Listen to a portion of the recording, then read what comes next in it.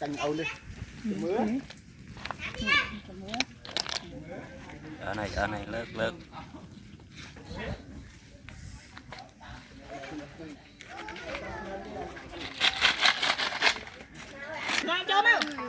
Chom thôi.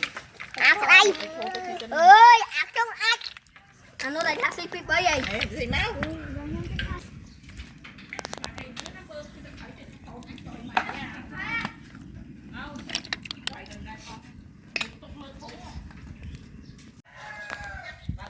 Tôi thì thấy luôn ơi đây. Ngày nữa một đấy. Hả? Ngày lên đâu đó. Mỏi lên.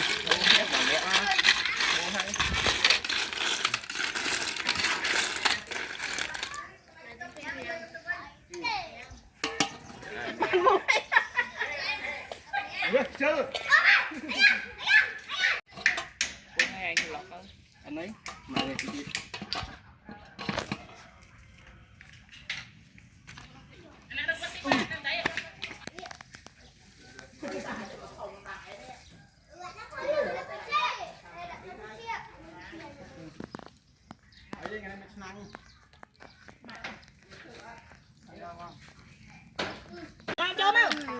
Chom thôi. À đây. Ơi, ác trong ác. Anh nói đây taxi pip bởi gì? Gì máu? tôi thì thấy. Chả làm sai bên anh à? Rồi tôi thao với Sao bên? thao với nha.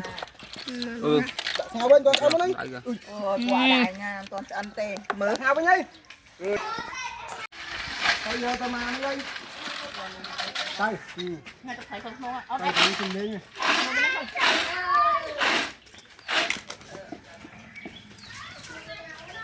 Thò tiền ơi.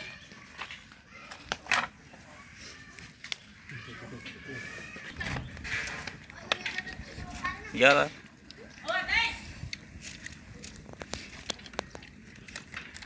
Tiền ông trai tiếc dạ không có lính.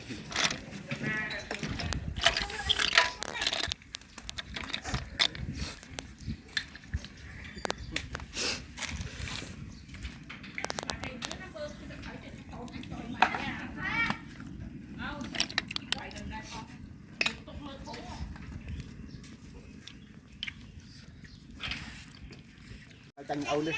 Mưa. Ở này lớt.